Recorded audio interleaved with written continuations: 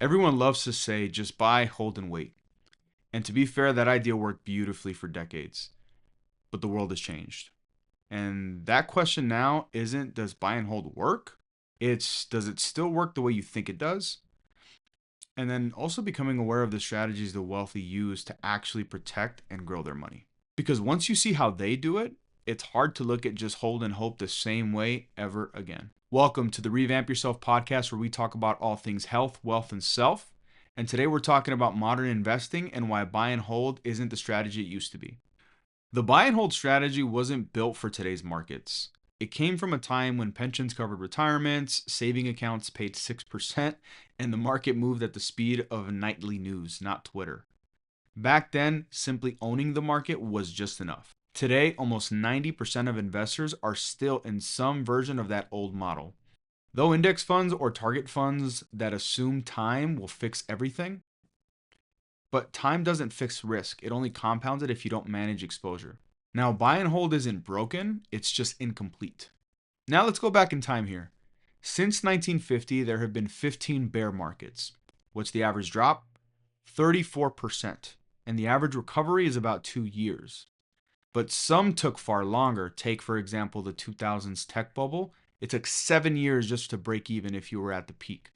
Some of you might even remember the 2008 crisis. That took 4.5 years. That's not wealth building, that's surviving.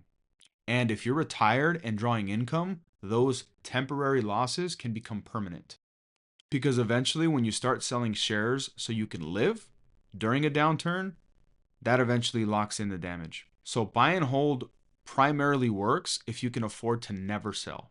Fidelity once did a study, and they looked at which of their clients performed best. You want to guess who topped the list? The people who forgot that they even had an account, and the people who literally passed away. Basically, what I'm saying is that the dead outperform the living. Not because they're better investors, but because they didn't touch their portfolios. Now, that doesn't prove that buy and hold is perfect. It proves emotion is power and discipline is rare. Even with an advisor, fear and greed tend to creep in.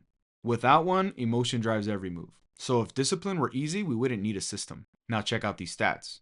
As of November 6, 2025, when this video is being recorded, the Shiller PE ratio sits at around 32.4, almost double what its long-term average is of 17.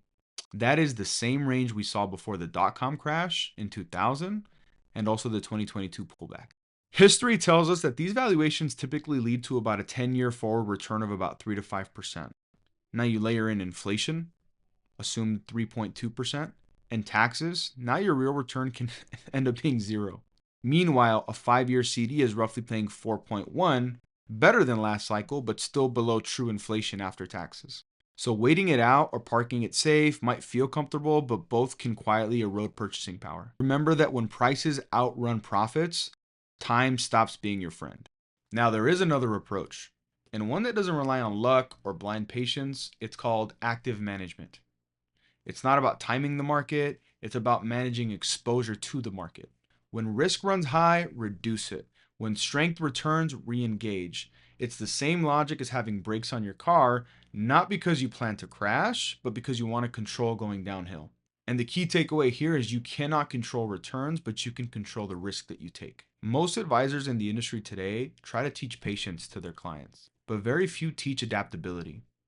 The wealthiest families I see don't sit on faith. They use systems that remove emotion and respond to data.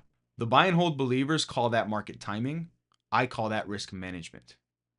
Because building wealth isn't about guessing what happens next, it's about staying ready for whatever does. The new rule isn't buy and hold, it's buy, adapt, and protect. Now, I see it every day. People saving diligently, investing consistently, doing everything right, but still exposed. Not because they're reckless, but because no one ever taught them how to protect growth. Now, that's really where my work begins, helping families design adaptive plans that respond to both risk and opportunity, not just time. With wealth, it's not how long you hold it, it's how well you adapt. Now, if you still think you're living in the 1960s, then buy and hold might work for you. Might have worked in the old world, but this isn't the old world. If you actually want to build and keep wealth, your plan has to evolve with the market. The dead may have patience, but the living need a strategy. Anyway, guys, that's my rant. Thank you guys for listening. And don't forget to follow and subscribe to Revamp Financial to learn how to think differently about money, protect what you've already built, and grow with confidence. I'll see you guys on the next one.